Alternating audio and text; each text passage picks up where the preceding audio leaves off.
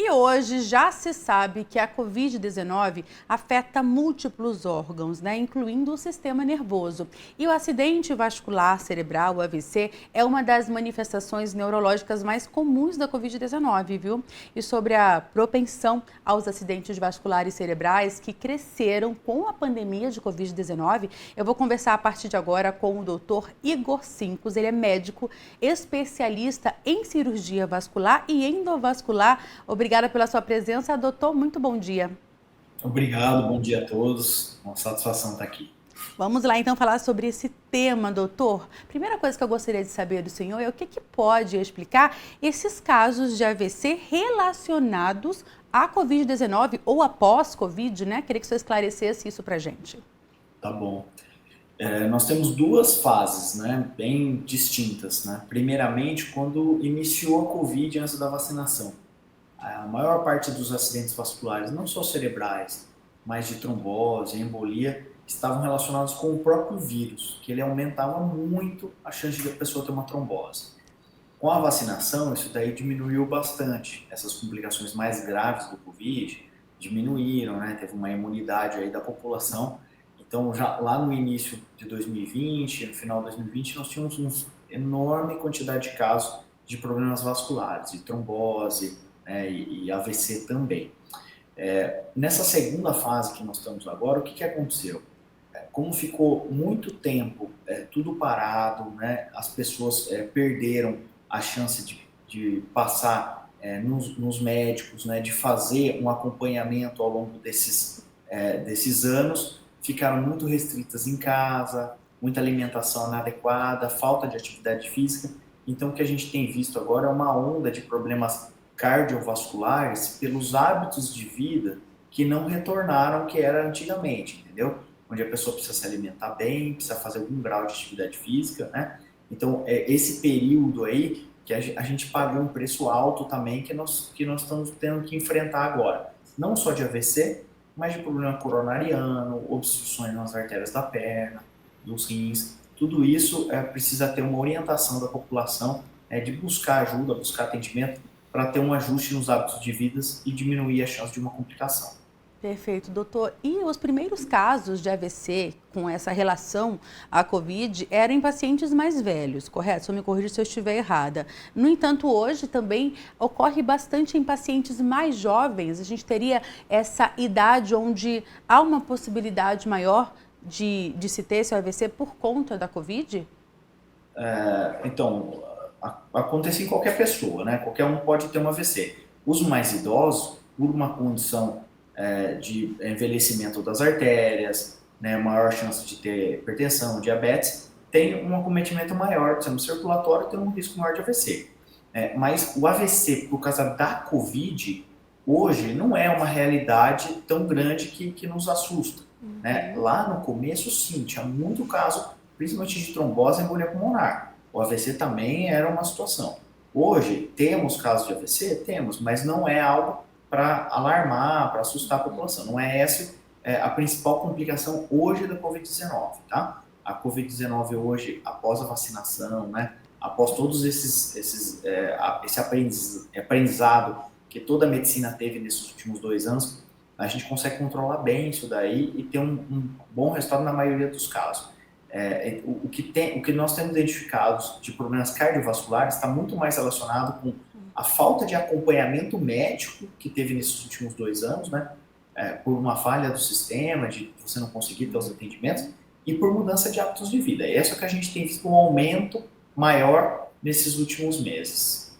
Bom o senhor falar isso até para tranquilizar também a população, mas quando ocorre um AVC por ter alguma relação com a Covid-19, essa pós-Covid, isso normalmente acontece, se é que a gente pode falar exatamente sobre isso.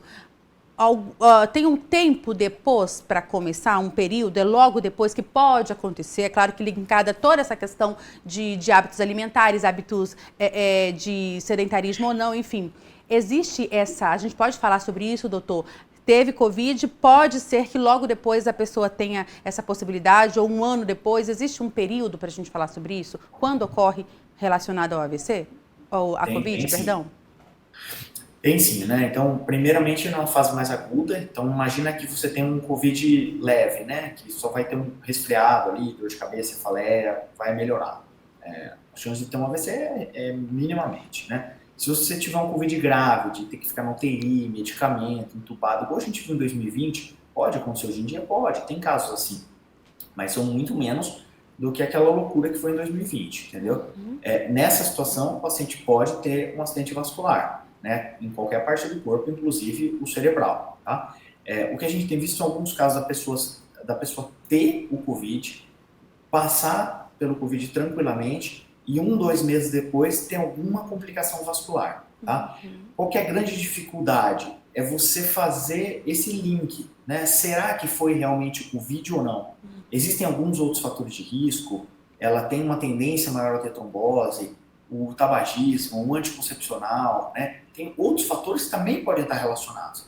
Então não é fácil fazer essa diferenciação. Então o que a gente percebe é 2 picos assim, né, na fase aguda mais grave e no pós-Covid, ali nos primeiros meses, que a gente tem um pouquinho mais de atenção. Então, tem um paciente, por exemplo, com problemas vasculares, que utilizavam stents e tal, né, faziam o tratamento direitinho, teve o Covid, 2, 3 meses depois, entupiu o stent e a gente teve que ir lá desentupir. Né? Aí você fala, mas foi o Covid? Eu não consigo te afirmar com certeza, entendeu? Mas o que a gente percebe é esse aumento na chance de trombose, né, do Covid. Por isso que tem que ter atenção especial.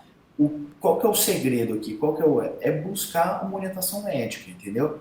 Então, se você teve um Covid, se você tem algum fator de risco, você precisa se proteger, né? E um médico especialista que vai conseguir te ajudar a determinar cada caso, entendeu? O grande fator de risco hoje é o tabagismo, sabe? Pacientes que têm o tabagismo ou alguma hereditariedade, né? Tem um histórico familiar de trombose, a gente tem que ter um pouquinho mais de cuidado e muitas vezes entrar até com uma profilaxia. Certo, e independente da causa, né, do AVC, a rapidez nesse atendimento pode determinar uma maior gravidade das sequelas, né? Ou não, é importante também ter essa informação, ou de repente entender que pode estar acontecendo tudo isso para correr direto para um atendimento o quanto antes, doutor? Perfeito, isso daí. Essa sua colocação foi precisa. Por quê? Quando você tem uma obstrução no fluxo cerebral, você tem uma janela de tempo para você salvar os neurônios. Você consegue reverter. Em até 6 horas são os melhores resultados. Mas muitas vezes com 12 horas, até um pouquinho a mais, a gente consegue fazer a reabilitação daquele sistema sanguíneo. Por catéter, por medicamento que faz a trombólise, entendeu? Então, assim, se você tiver um acesso a um sistema de saúde que tem uma condição de alarme para identificar o AVC e correr para o tratamento, você tem uma chance enorme de reverter aquele quadro e da pessoa ficar sem sequela. Né? Se você passa essa janela temporal de 1 dia, 2 dias, né, provavelmente essas sequelas vão ficar muito mais complicadas de ser revertidas. Né? Quando você perde o fluxo cerebral de uma parte do cérebro, você pode perder uma área, né, relacionada com o movimento da mão, com a visão, com a fala, né, com uma série de funções cerebrais que podem não recuperar se você não tiver o tratamento em tempo, né? Então, o importante é isso, é você conseguir fazer lá o tratamento o mais rápido possível. Doutor, e para a gente reforçar ainda mais esse alerta, então, existem alguns sintomas que a gente, ao observar, já ligue de fato, né, essa luzinha de opa, vamos correr porque pode estar acontecendo alguma coisa fora da normalidade aqui. Existem sintomas característicos para uma pessoa que possa estar caminhando ou tendo um AVC? Claro, existem duas situações, né? Um AVC em si e outro que a gente chama de AIT, que é acidente isquêmico transitório. Então tá lá a pessoa, de repente ela perde a visão, né, por alguns minutos e ela recupera, ou perde a força do braço, ou a boca não consegue, né, manter a fala de forma adequada. Então toda vez que você tem uma perda de alguma função dessa, sempre pode ser um AVC, tá? Então o ideal tem um sintoma desse, buscar atendimento médico, né? Muitas vezes a gente vê as pessoas, acontece algo assim, e ela, não, já melhorei, estou em casa aqui, vou voltar a trabalhar. E não deixa de buscar um atendimento. Então você acaba perdendo a oportunidade de prevenir realmente o AVC. Então, quando você tem esses pequenos sinais, qualquer perda de força na mão, do pé, né, de sensibilidade, né, de fala, de confusão mental, de visão, tudo isso são sinais de alerta que você tem que buscar um pronto atendimento.